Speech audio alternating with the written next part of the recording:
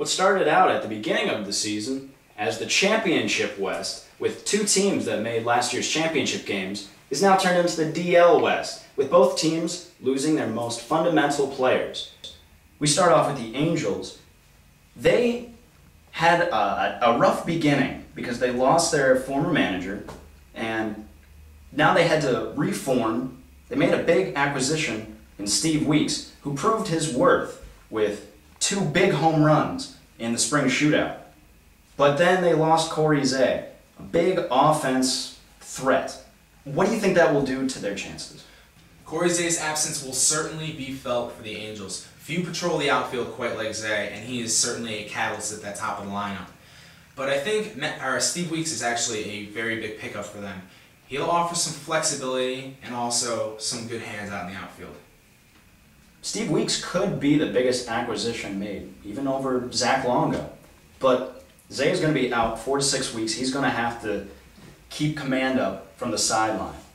Now, speaking of injuries, the Nationals, the other competitor in this division, suffered a huge loss when their starting pitcher, T.O., was injured in a fluke potato gun accident. It kind of mixed up their lineup. What do you think that's going to do for their pitching? Few teams have as many question marks as the Nationals as far as established teams are concerned.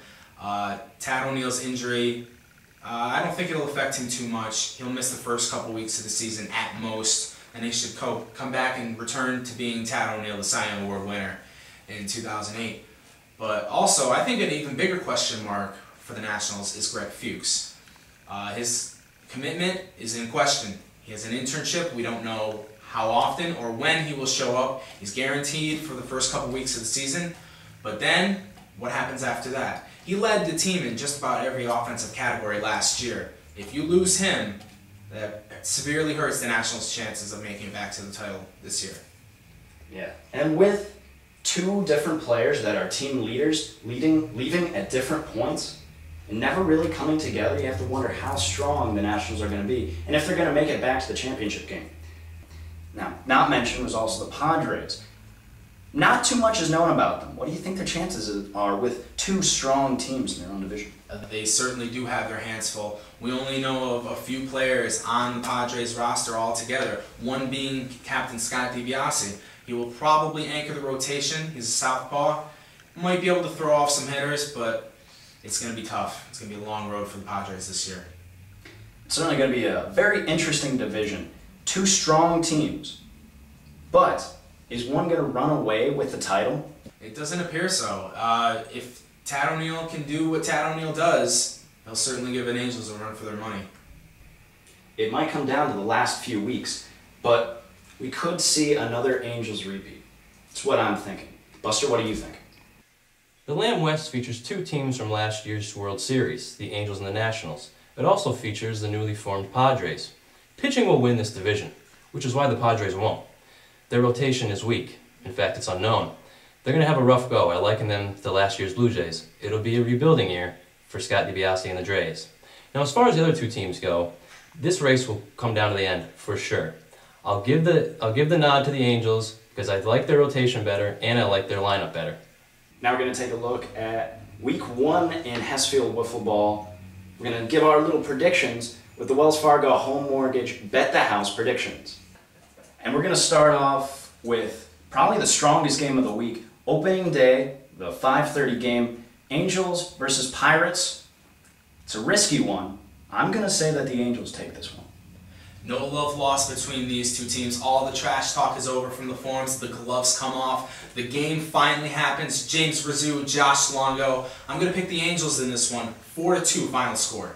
The Angels and Pirates meet on opening day, and it may be the most important game of Week 1.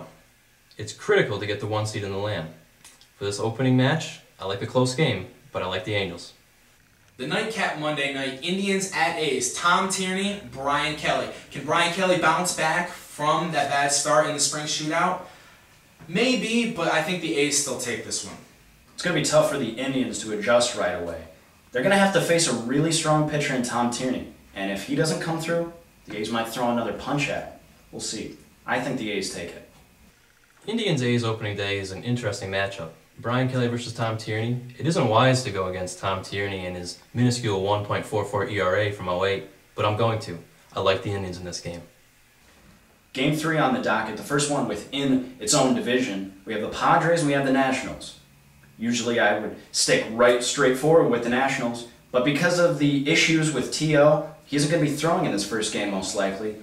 But I still think that since the Padres don't really have anyone that they're bringing to the plate, I think that the Nationals are going to take this one pretty handily. Well, Tad O'Neill might not be there, but Greg Fuchs will be, and he will probably be on the mound for the Nationals. Padres have a lot of kinks to work out. New team just starting out. Nationals will take this one easily. The Padres and Nats shouldn't be much of a contest. This one should only go 4 innings, and I like the Nats. Bring some beer. Also on Tuesday, Indians at Braves. Alex Kelly, AK-47 against Chris Hess. Should be a fantastic game. Alex Kelly looked very impressive in the spring shootout, but 4-time Cy Young Award winner Chris Hess, you got to take the Braves in this one.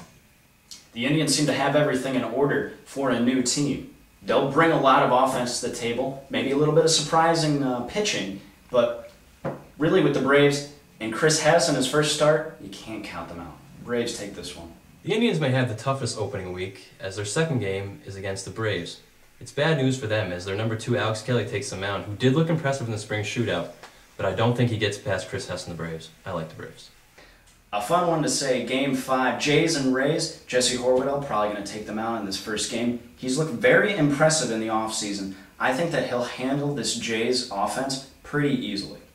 Opening day at the Swamp this year. Blue Jays probably throwing Joe Villalobos, still has some control problems to work out. On the other hand, for the Rays, Jesse Horwedel, keeping it simple, throwing mostly sliders, and he's been effective. I'm going to take the Rays in this one. Well, we know CPD is MIA, but the Rays should have enough to get by the Jays. That is, unless the Jays and Villalobos bring their A game. But I haven't seen it that many times. I'm going to go with the Rays.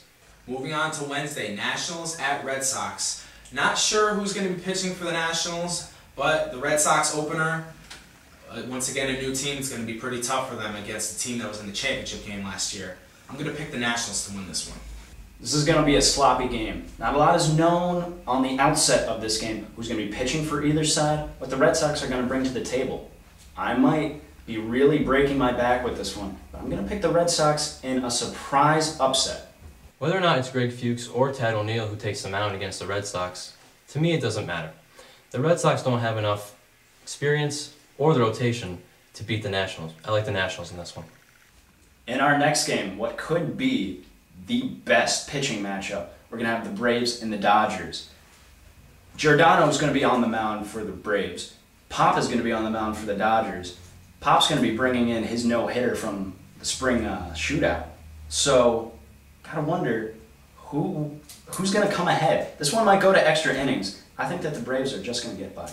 Nick Giordano's first start coming off of that torn ligament, I think it may affect his performance a little bit. Zach Pop has been phenomenal lately. I'm picking the Dodgers in an upset, in a low-scoring affair. While former Rookie of the Year Nick Giordano looks to make his first start in a year and a half, he's going to have to do it against Zach Pop and the Dodgers. This is bad news for Nick. He looks great in the offseason, and scouts are raving about his command. However, I like a slight upset here. I like Zach Pop and the Dodgers to pull it off. Thursday night, Padres, Pirates. I'm going to bet the house that the Padres get housed in this one. Pirates in a landslide victory. This game really doesn't bring too much. The Padres threw what could have been their best pitcher in the first game. They don't really have a number 2 that we know of. The Pirates, they're going to bring Jesse Rex. He's been inconsistent, but he looked really good in the offseason. I think that they're going to take this one handily. The Pirates probably won't get much of a fight from the Padres, as the Pirates' offense will just be too much for whoever the Padres throw out on the mound. I like the Pirates in this one.